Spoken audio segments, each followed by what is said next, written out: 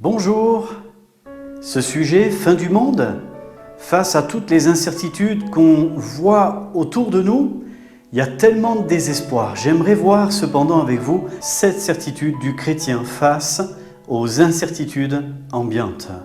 Nous avons besoin d'un ancrage fort, solide, éprouvé, qui a tenu pour ceux qui déjà ont eu foi en lui.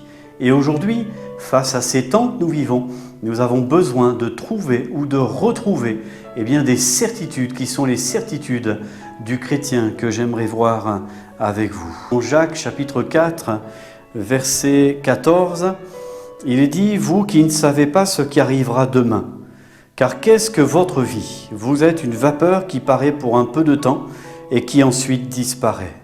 Vous devriez dire au contraire, si Dieu le veut, nous vivrons et nous ferons ceci ou cela. » Le texte dit « Vous qui ne savez pas ce qui arrivera demain. » Incertitude, maladie, aucune garantie pour l'avenir.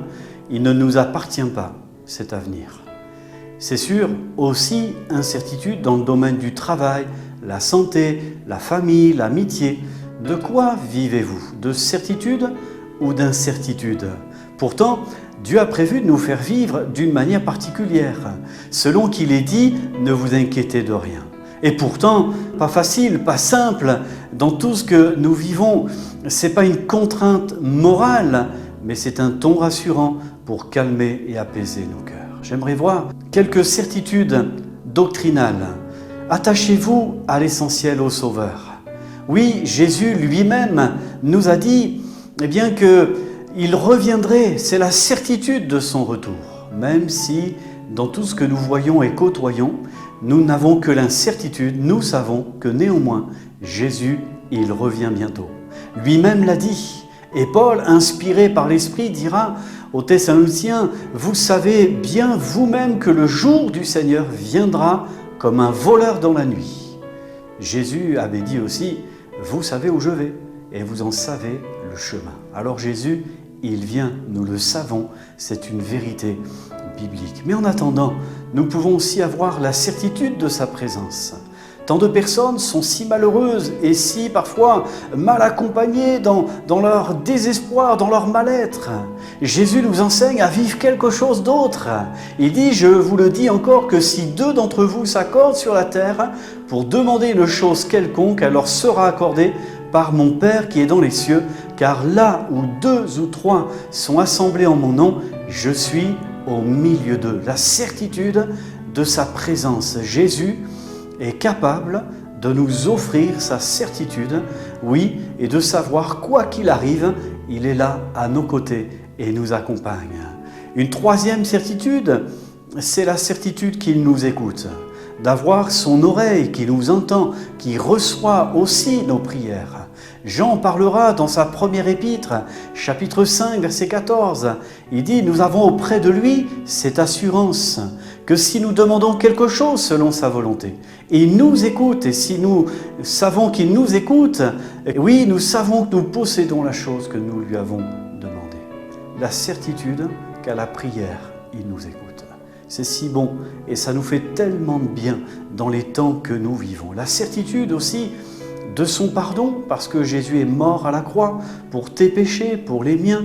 Et Paul avait dit lui-même, j'ai été crucifié avec Christ, et si je vis, ce n'est plus moi qui vis, c'est Christ qui vit en moi.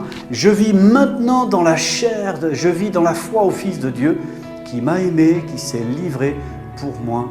Merci Seigneur. Galates 2:20, qui nous rappelle que son pardon, il n'est pas soumis à des conditions, mais il est celui qui est cet avocat auprès de Dieu. Si quelqu'un a péché, nous avons cet avocat auprès du Père, Jésus-Christ, le juste. Merci Seigneur. Il y a aussi la certitude de sa guérison. Dans son œuvre à la croix, lorsque Jésus est mort, la Bible dit que c'est dans ses meurtrissures que nous avons la guérison. Merci Seigneur. Dans nos meurtrissures, dans nos blessures du chemin de la vie, nous trouvons en les siennes la guérison pour nos vies. La 6e certitude, c'est la certitude de la vie éternelle. Jésus a dit que si nous croyons en lui, et ses apôtres ont dit « Crois au Seigneur Jésus et tu seras sauvé ». En effet, nous savons que même si cette tente où nous habitons est détruite, nous avons dans le ciel un édifice qui est l'ouvrage de Dieu, une demeure éternelle qui n'a pas été faite de main d'homme. 2 Corinthiens 5, 1. Et la 7e certitude, nous le croyons fortement, c'est la certitude du baptême du Saint-Esprit, de l'Esprit, de ses dons. Oui, c'est vrai qu'à la Pentecôte, lorsque Pierre a annoncé l'Évangile à ceux qui se posaient une foule de questions de ses disciples qui étaient remplis du Saint-Esprit, il leur a dit que la promesse était aussi pour eux. Oui, c'est vrai, repentez-vous, que chacun de vous soit baptisé. Et au nom de Jésus-Christ pour le pardon de vos péchés, et vous recevrez le don du Saint-Esprit. Merci Seigneur pour cette expérience renouvelée. Oui, la promesse est pour vous, pour vos enfants et pour tous ceux qui sont au loin en aussi grand nombre que le Seigneur notre Dieu les appellera. Merci Seigneur. Et toi, quelles sont tes certitudes?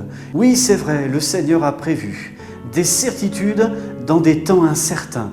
C'est paradoxal, mais c'est justement la bonne nouvelle de l'Évangile. Que Dieu vous bénisse.